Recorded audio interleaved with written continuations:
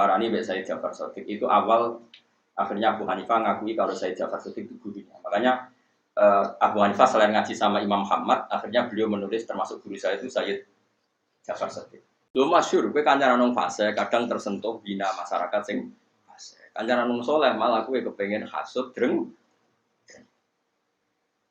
Masyhur kula gadah cerita banyak loh tentang itu. Suatu saat ya Hamid Pasuruan itu kan terkenal wali lah. Tentu yang tamu banyak, sing aturi ya banyak. Suatu saat ada kiai yang hasud. Kok enak dia terkenal wali, nyalami template akeh yang memberi banyak. Sanad saya mutasil karena saya diceritani bapak saya dan bapak saya itu dekat sekali dengan Muhammad. Karena memang beliau masih misanan sama bapak saya. Misanan cerita sama. Saya aja menangi tapi saya tidak paham. Menangi tapi saya tidak paham. Dulu sama bapak saya itu akrab sekali. Terus orang kiai yang hasud tadi datang ke beliau.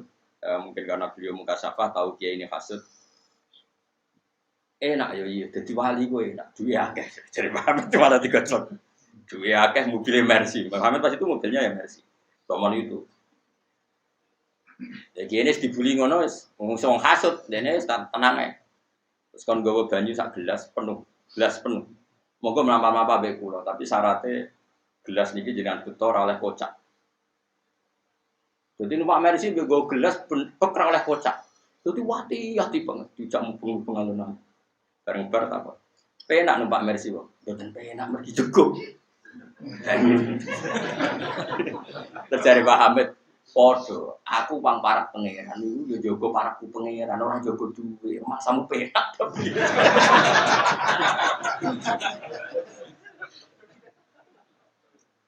Artinya orang yang sudah dekat Allah itu kan masyhul billah sibuk dengan kayak aku ini kan jare wong akeh kan di pengaruh akeh jare ini. Tapi aku ora krasa.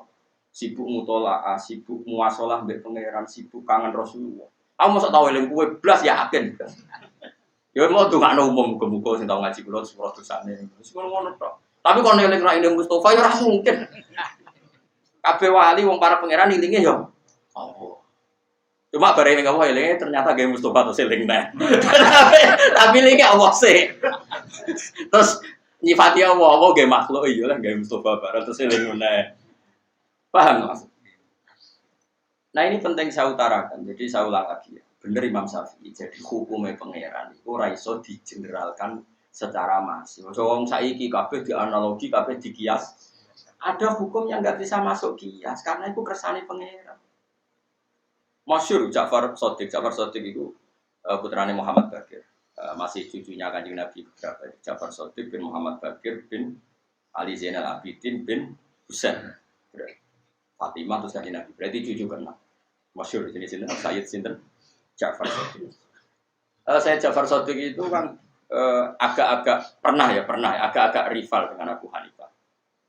Tapi rival ilmu bukan rival pilpres, rival ilmu.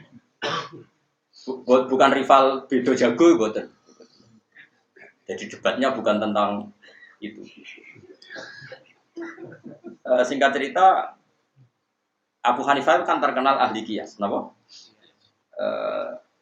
Tukang kias, jadi hukum-hukum agama itu dikembalikan ke kias.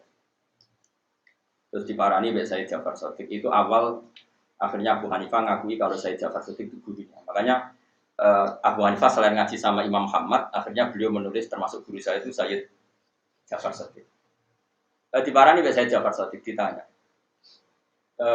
kamu masih punya tradisi kias? Itu di depan umum di masjid. Masih kata saya. Jika tidak ada Quran, tidak ada hadis, kemudian tidak ada ahwali sahabat, saya nias. Nias itu menanalogikan hukum. Tapi kamu melakukan itu kalau darurat kan? Terus Abu Hanifah jawab 5 ada kenapa? Diceritakan. I'lam anna awalaman kosa iblis. Pertama yang dengan logika kias adalah iblis. Iblis itu cara berpikir adalah tanah dengan api itu unggul api. Karena tanah bisa dibakar api. Pokoknya dia cara berpikir itu dengan logika. Sehingga dengan berpikir itu dia tersesat. Maka hentikan kias Anda. Tapi kata Abu Hanifah, saya harus mengkiaskan.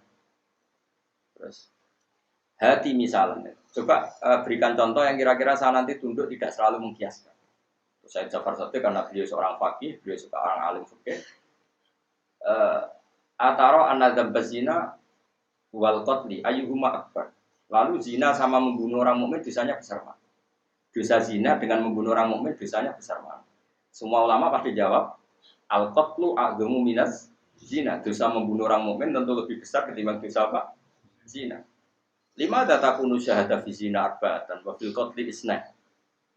Tapi kenapa kalau saksi zina harus 4 sementara saksi pembunuhan cukup 2? Harusnya kalau zina sama qatlul mukmin itu tinggi qatlul mukmin, saksi qatlul mukmin harus lebih banyak. Abu Hanifah mulai ngebar, ya juga. Saya ulang lagi ya, dosanya zina sama membunuh orang mukmin tinggi mana? Jadi kamane ana wong zina mek mateni Mustofa, dosane kan mateni gede mateni Mustofa. Mane dora mateni gede tenan dosane. Pemene mateni Imam Mustola, oh tambah gede. Pemene sing jenggoter sing khusuk tambah gede. Pokoknya sesuai wae. Makome ya makome. Tapi kenapa saksi zina harus 4 sementara saksi pembunuhan cukup 2? Andai kan nuruti kias kan saksi pembunuhan harusnya lebih banyak.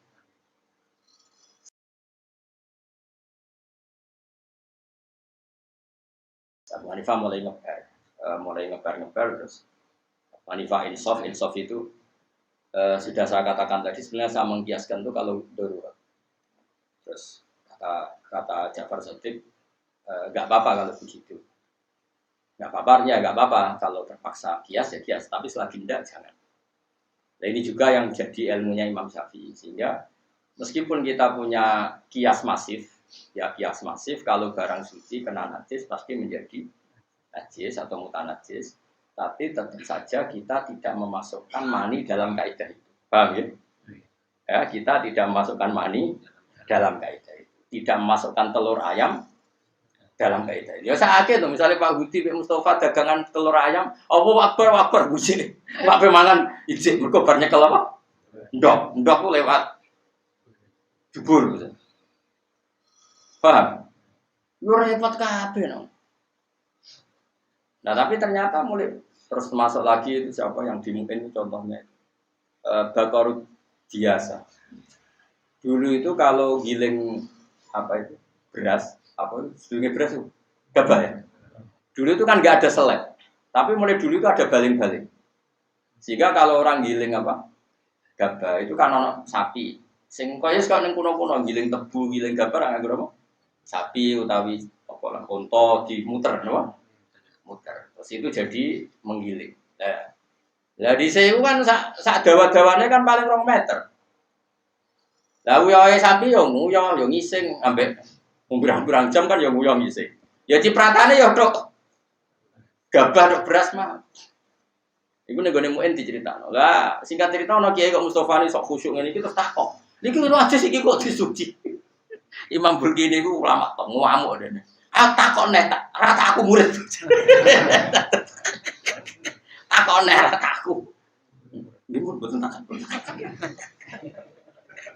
Orang ulama-ulama sing bar giling lagi ya tenang ae bar mulai dipangkul ya santai bar iku wae salat ya.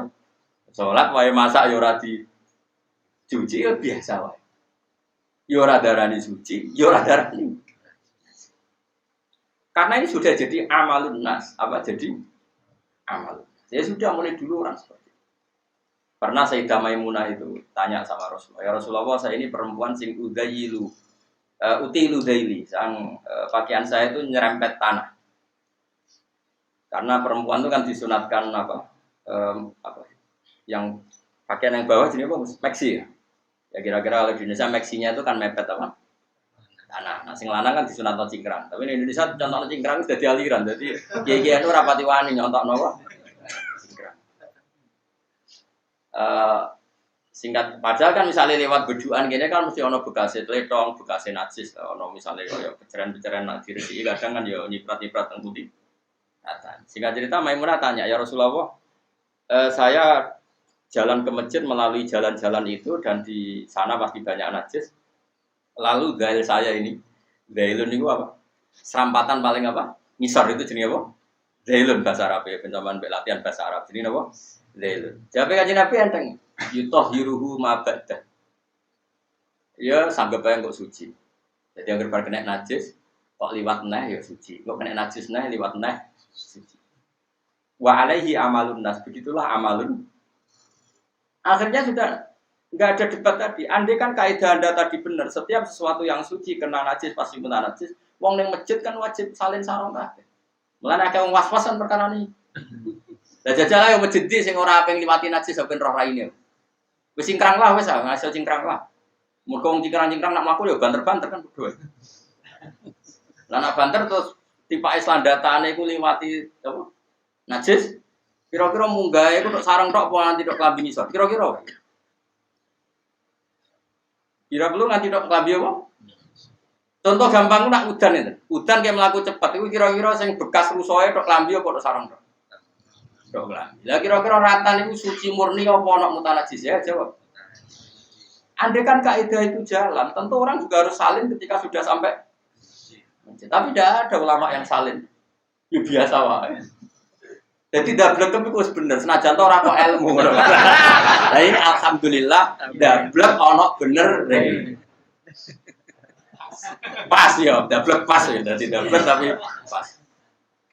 Justru ulama mengkritik kalau ada orang sok was-was sidi-sidi apa? Najis terus salin. Lah karena apa? Dalilnya ya amalun nas apa? Amalun nas. Mulai dulu sahabat ya seperti itu. Dan ketika Sayyidah Maimunah itu Nabi dawuh yutahhiruhu ma ba'da apa? Yutahhiruhu ma ba'da. Nah, setelah dianalisis, meskipun akhirnya ulama tahu alasannya karena tadi mutahhir itu ada dua. Hanya kalau diarah taklah saya ngaji fikih, sama akan jarang menemukan ulama yang kerso ngendikan. Saya itu ulama kabeh itu melok tasawuf ambek thariqah. Terus pokoknya sing ngaji swarga. Pokoknya senengane ngono-ngono iku. Iku jenenge ulama tarhib sing nyeneng-nyeneng tok. Kula melok partai sing tarhib sing seru-seru tok. Tapi mboten nak melok fikih kon, melok partai fikih. Sekaruan hadis mayoritillah bi khairan faqihu fikih. Wong nak dikersana Allah apik mesti ngerti fikih. Jelas hadis mayoritillah bi khairan faqihu. Kira ngono tenan. Ini contoh kias. Mutahhir sesuatu yang mensucikan itu kan ada dua, satu air, dua turab, ya kan? Sehingga untuk najis yang berat harus ada kombinasi air dan turab, yaitu najasatul kalbi wal khinzir. Karena najisnya berat, maka ada dua kombinasi kekuatan mensucikan, yaitu air dan turab. Nah sekarang wong liwat neng lemah itu kan ada tathir secara otomatis karena ada kekuatan turab. Makanya Nabi dawuh yutahhiruhu ma ba'da. Yutahhiruhu ma ba'da. Dia akan tersucikan oleh akumulasi turab yang seperti itu.